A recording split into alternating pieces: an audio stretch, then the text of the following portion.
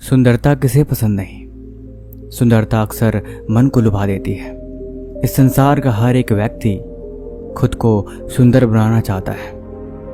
जो लोग पहले से सुंदर हैं वो भी अपने आप को और ज़्यादा सुंदर बनाना चाहते हैं, और जो सुंदर नहीं है वो भी अपने आप को दूसरों से खूबसूरत बनाने में ही लगे रहते हैं। इंसान का मन क्षणभंगुर होता है। वो हमेशा लुभावनी चीज़ों पे मोहित हो जाता है और उन चीज़ों को हमेशा भूल जाता है जो अनादि सत्य है। जो मन सत्य को नकारता है उसे कभी सुकून नहीं मिलता और ना ही वो किसी भी चीज़ से खुश हो सकता है। काफ़ी साल पहले की बात है। रूपनगर में एक राजा हुआ करते थे। उस राजा की 5 पुत्रियां थीं और बड़ी पुत्री कलावती सबसे खूबसूरत थी। इतनी खूबसूरत कि उसको देख के चांद भी शर्मा जाए। नगर के सारे पुरुष उस पे मोहित हो जाते थे। कलावती की 4 और भी बहनें थीं जो देखने में उतनी खूबसूरत नहीं थी। कलावती को अपनी खूबसूरती पे बहुत घमंड था। इतना घमंड कि वो अपनी खूबसूरती के आगे किसी को कुछ समझती ही नहीं थी। वो हमेशा अपनी बहनों का मजाक उड़ाया करती थी कि अरे तुम्हें तो भगवान ने कितना बुरा बनाया है। तुम अपनी शक्ल देखो, कितनी बदसूरत लगती हो तुम सब। छी छी, तुम मेरे सामने सुबह सुबह मत आया करो, मेरा पूरा दिन खराब जाता है। कलावती के इस दुर्व्यवहार से उसकी बाकी बहनें बहुत दुखी थी। उन्होंने ये सारी बात अपने पिताजी को बताई, लेकिन पिताजी क्या कर सकते हैं। उन्होंने कलावती को बहुत समझाया कि बेटा, खूबसूरती का घमंड नहीं करना चाहिए। तुम्हें परमात्मा ने जैसा बनाया है वो उनकी मेहरबानी है, लेकिन परमात्मा ने हर एक इंसान को बनाया है। अच्छा बुरा कोई जैसा भी हो, उन सबको भगवान ने अपनी मर्जी से बनाया है। इसीलिए किसी का मजाक नहीं बनाते।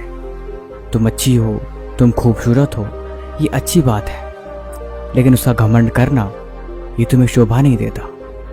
लेकिन कलावती को इस बात से कोई फर्क नहीं पड़ता। एक दिन सभी बहनें बागीचे में खेल रही थी और कलावती फूलों में कुछ सुगंध ले रही थी। तभी पता नहीं बागीचे में कोई ऐसा पौधा था जिसको कलावती ने लेके अपने चेहरे पे लगा लिया। उसे लगा कि शायद कोई औषधि है जिसको लगाने से उसके चेहरे की चमक और फूलों की खुशबू से उसमें महक आ जाएगी। यही सोच के कलावती ने उस पौधे और उस फूल का लेप अपने चेहरे पे लगा लिया। थोड़े ही देर बाद उसका चेहरा जलने लगा और कुछ समय बाद उसका पूरा चेहरा खराब हो गया। वो जोर जोर से रोने लगी।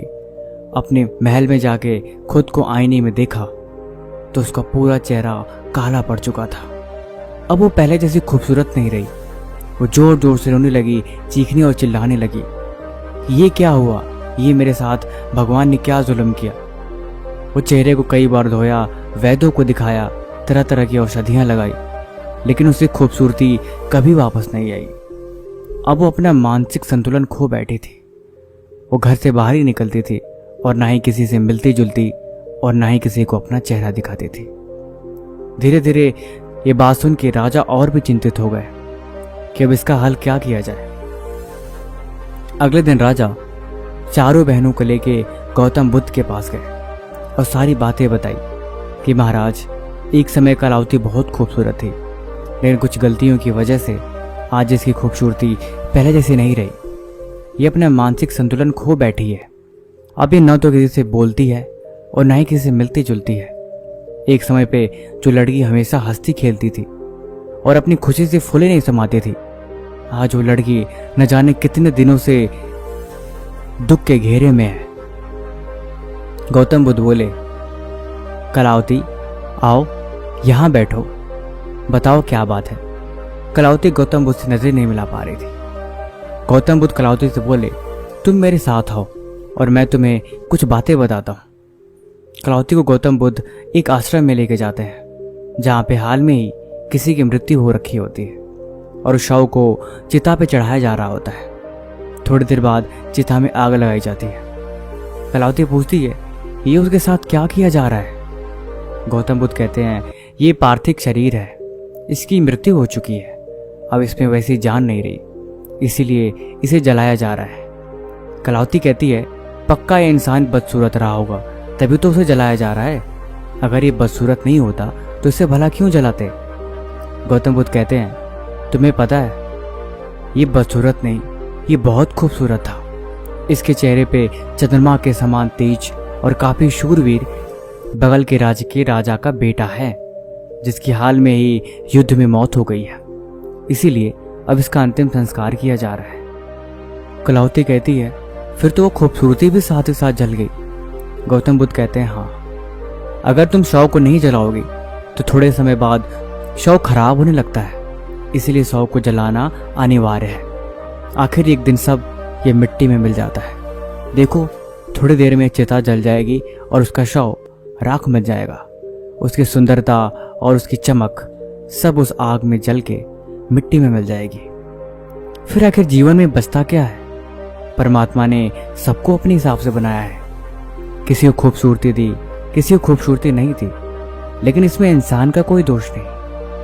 इंसान को हमेशा मन से खूबसूरत होना चाहिए।